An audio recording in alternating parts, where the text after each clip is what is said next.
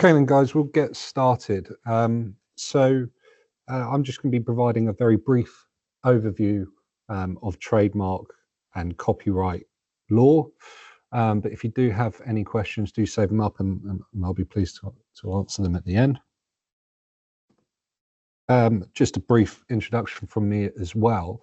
I'm an intellectual property solicitor here at Harrington Carmichael, and I also work in the commercial team as well, so specialising in general commercial law and also intellectual property law as well. So in terms of the points we will cover today, so I'm going to cover what we mean by the term intellectual property and what are the common misunderstandings I often see associated with it. We will also be looking at a brief overview of trademark law, looking at why you may want to register a trademark and how it can be infringed. And then we'll move on to copyright law, and again, a very brief overview. And we'll be looking at what amounts to copyright infringement, having a quick look at some case law, and then right at the end, we're going to just touch on how you can ensure and the practical steps you can take to ensure that your copyright works remain protected. So first of all, what do we mean by intellectual property? So intellectual property refers to creations of the mind. So it can be inventions, literary and artistic works, designs, symbols, names, etc. So in terms of lawyers often use terms such as trademarks, design rights, patents, etc. And you may have heard all of those before, but they are just legal terms for these inventions, artistic works, designs, symbols, etc., etc. So intellectual property is protected by law, and it gives creators or owners rights to use their creations or discoveries for a certain time period. So the common misunderstandings then, one of them we see quite a lot is I'm free to use anything on the internet. It's in the public domain, so surely then I'm able to use it. So this kind of highlights a common misunderstanding about what is meant by public domain when referring to copyright work. So work will fall into the public domain once copyright expires. This will typically be many years after the author's death. And while work published on the internet may be publicly accessible, it is certainly not in the public domain. So think twice before you start using any kind of sources or materials, etc., which you may find on the internet. My name is protected by copyright. That's another misunderstanding. So copyright laws, they're actually very restrictive. They do not apply to items such as names and titles. This would typically be protected by trademark law. So you have to register your copyright in order to protect it. So in the UK, copyright is actually an unregisterable right. It rises automatically upon the creation of the work in question. So unlike trademarks or patents, you do not need to register copyright to obtain protection. However, make sure that you retain evidence of the creation of your work in order to be able to prove ownership in case of infringement. So my logo can only be protected as a trademark, and this is not the case at all, and logos can benefit from copyright protection as well. So where we have clients who have used a brand design in respect of their logo, we'll be advising our client to ensure that they continue to own the IP, i.e. the copyright in the logo, and not the brand designer themselves. All right, moving on then in terms of trademarks and why you may want to register a trademark. So, well, first of all, a registered trademark, it gives you exclusive rights. So a registered trademark gives you exclusive rights to use the mark for the goods or services you specify in your registration. So that's known as classification of your application, and you would set that out within your application. And this prevents others from using the same or similar marks that could cause confusion or mislead your customers. It also gives you legal grounds to take legal action. So trademark registration empowers you to take legal action against anyone who infringes your mark, for example, by using the same or similar mark to the registered trademark. This can involve obtaining an injunction to stop any third party from using your mark It may involve seeking compensation for damages, seizing infringing goods, etc., etc. So it's quite a powerful tool from a legal perspective. It acts as a deterrent as well. So your registration, it's published in the public database with the Intellectual Property Office, and it puts others on notice that you own the mark, and it then deters any third parties from using a mark which may be the same as or similar to yours. It strengthens your brand as well. So registered trademark is a valuable asset. It strengthens your brand identity, makes it more recognizable, and it therefore adds a layer of professionalism and can build trust with your customers. They know what to expect when a good or service is provided under that trademark. It increases the value of your business. So a strong trademark, it can significantly increase the value of your business, making it more attractive to potential investors and buyers. And as you build up kind of goodwill and reputation in your brand, you can then think about licensing out the rights to use that trademark to third parties, allowing you to expand your business reach and generate additional income. It can be an additional revenue source through license fees, etc., etc.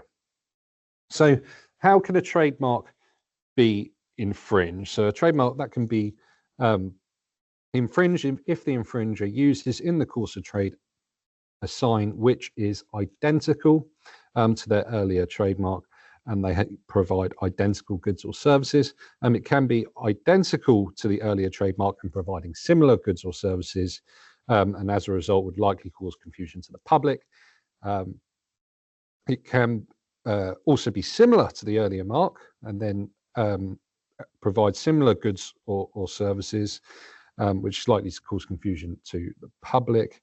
Or it can be an identical or similar to an earlier trademark, and the earlier trademark has a reputation in the UK, and the use of the mark would take unfair advantage of or be detrimental to the repute of the earlier trademark.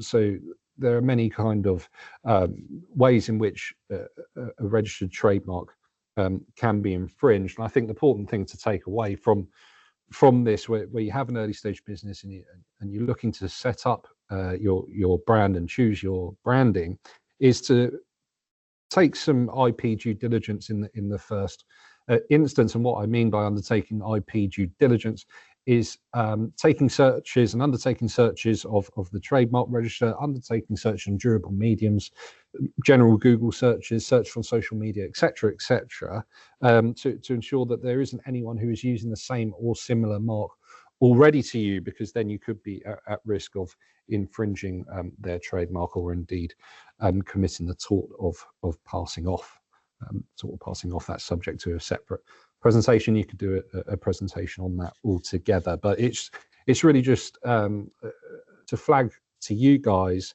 when using branding is to do as much due diligence as you can to ensure that you're not using a mark which may conflict with a third party's mark. Okay, so moving on to copyright then. So copyright seeks to protect the form of expression of ideas and not the ideas themselves as such. So they offer protection to literary, dramatic, musical, artistic works, sound recordings, films, broadcasts, etc., etc. It's very important to appreciate, though, that the copyright law is intended to prevent copying, but does not provide a monopoly. And what we mean by that is it doesn't matter if a similar or identical mark already exists. If it has not been copied, then it's okay. It wouldn't result in copyright infringement. So it doesn't provide a monopoly in that sense. The act of copying must therefore take place. The general rule is that the owner of copyright will be the author, but there are a few exceptions to this rule. This is under the Copyright Designs and Patents Act. That's what governs copyright under English law. So these exceptions to this rule, that the first owner of copyright will be the author, is things like works made by a person in the course of their employment. Then it would typically be the employer who would then own that copyright, for example, rather than the employee themselves. So under English law, copyright will generally expire at the end of 70 years from the end of the calendar year in which the author dies. This does depend on whether the author is of known or unknown authorship and the type of works created. For example, I think broadcast, the time period is 50 years, not 70 years, as an example, and there are a few other exceptions to that rule. So in summary, to be protected by copyright in the UK, a work must amount to a copyright work. Its terms must not have expired, and it must qualify for copyright protection. And this depends broadly on the nationality of the author or where the work was first published. So what amounts to copyright infringement?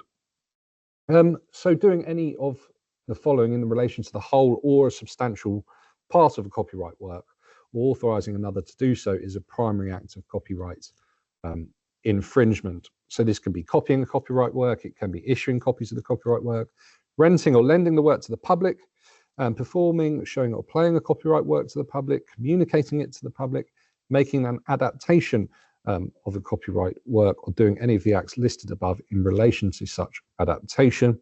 And then also you have secondary infringements of copyright work as well. So secondary infringement, that must involve some knowledge by the infringer of the copyright work. Usually it is retailers or publishers who are secondary infringers. Examples of secondary infringement can be importing an infringing copy, it can be possession of or dealings with the infringing copy, or providing the opportunity for making infringing copies as well. So permitted acts and remedies, you may have heard of these before, but there are some permitted acts under the Copyright Designs and Patents Act.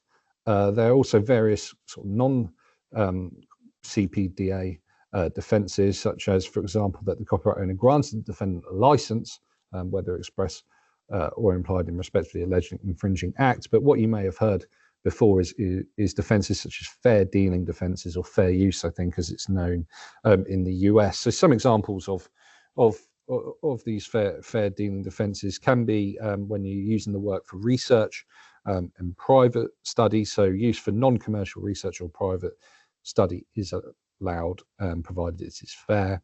It can be used for criticism or review, allows for the use of works for criticism, review, or reporting current events with sufficient acknowledgement.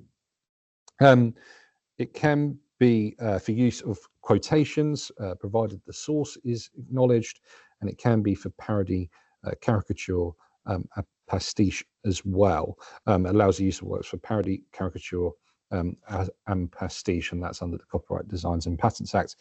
Each of these can be read up on in further detail under the Copyright Designs and Patents Act. And then what are the remedies? So there are various remedies under the Act, but these can include injunctions, again, account of profits, but note copyright infringement can also be a criminal offence as well. And remedies are set out in further detail under the Act. So let's have a look just briefly at this fairly recent case of 2022 in terms of copyright infringement. I have some case notes in front of me here. So Shazam, the company holding the rights in the sitcom Only Fools and Horses, you may have heard of, previously owned by the creator John Sullivan, sued Only Fools and Horses dining experience and related companies and individuals for using characters, catchphrases, themes, and other material taken from the sitcom in their immersive theatrical dining experience. Only Fools, the Kushti dining experience.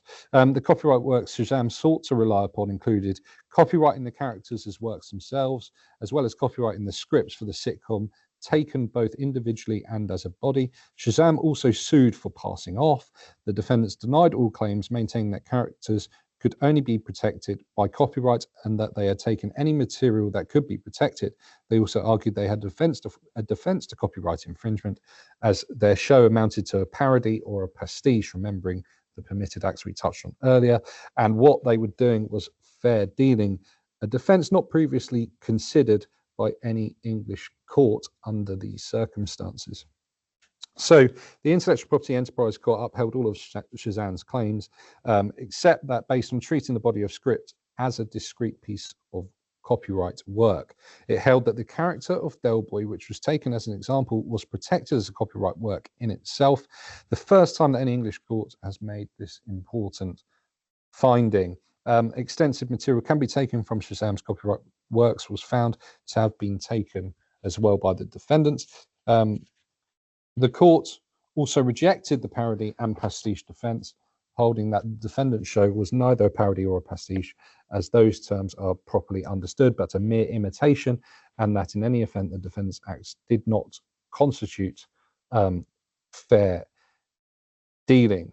The court went into a little more detail as to why parody and pastiche defense was not available. The court held that the two essential ingredients for pastiche are that the use imitates the style of a pre-existing work, or it is a medley or assemblage of a number of pre-existing works, and in both cases, the end product is noticeably different from the original work.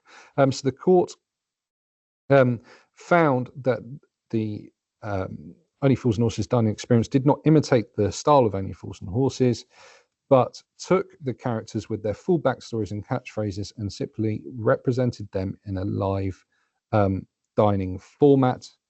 In addition, it held that the dining experience was created with the aim of giving the audience the feeling that they are meeting the characters of Only Fools and Horses, rather than being an attempt to use the style of Only Fools and Horses. Therefore, the dining experience was not a pastiche, but it was an imitation of Only Fools and Horses. So this decision is kind of welcome news for authors and scriptwriters. They will now be able to oppose the use of their recognizable fictional characters in new original stories and settings that they did not write or create.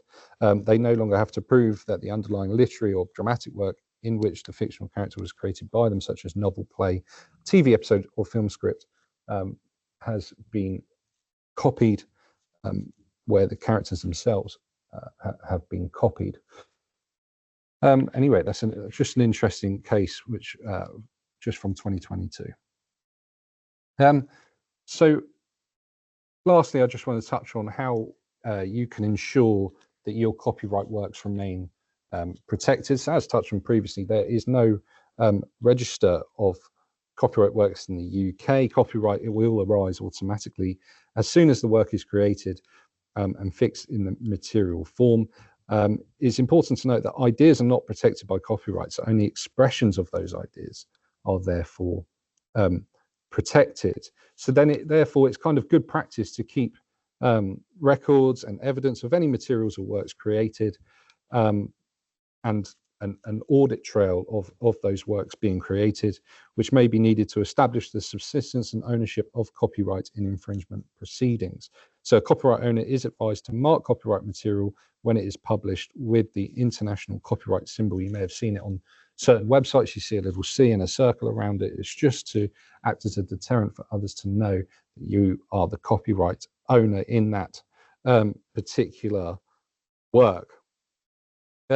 So while it's not necessarily a requirement in the UK, it may assist a copyright owner in the event of infringement proceedings. It will also be necessary if a copyright owner wishes to enforce their copyright in certain foreign countries as well. They would then be able to demonstrate and use this as evidence that they are the owner of said copyright works. All right, guys, that's it from me. But if you do have any questions, please don't hesitate to ask, or I'm happy to answer them further down the line as well if required. But so where you mentioned adding the copyright C symbol, must the work be registered somewhere to enable us to use this? No, so the copyright C symbol, that's for copyrighted works which can't be registered in the UK. That the reason for doing, you can put that C symbol on sort of literary works that therefore can't be registered, and that's the reason for using that C symbol, is to deter others to say, look, we are the copyright owners of that discrete piece of work, and it's to deter others from copying that piece of work. Does that make sense? I mean, you might often see as well, like in relation to trademarks, where you have a registered trademark, and then you'll see people put an R symbol after it with a circle around it, and that's to demonstrate to third parties that you have a registered trademark as well. So that's another way that these symbols can be used. You will see them on websites of companies, and it's a deterrent to prevent others from using their mark, or indeed from using their copyright work. Is there any way of covering clothing designs? Yes, so a clothing design that can be covered. I think that can be covered under patents. We don't advise on patents here at Harrington Carmichael. It's the only element of IP that we don't cover, but that can also be covered through registered design rights as well. So if you are looking to protect a certain design, then you should think about and take advice about registering a design right in respect of that particular design. That's a completely different area of law, but and there are certain requirements in order for you to have to register a design right. You know, it must be novel, it must have individual character, etc., etc. But yeah, it is possible to protect designs and inventions as well, i.e. through patents and design rights. Considering those arise in artificial intelligence designs, are those eligible for copyright protection? Well, you have to be really careful when using artificial intelligence tools to use designs through those artificial intelligence tools, first of all, because you have to ask yourself the question where that particular AI tool got that design from.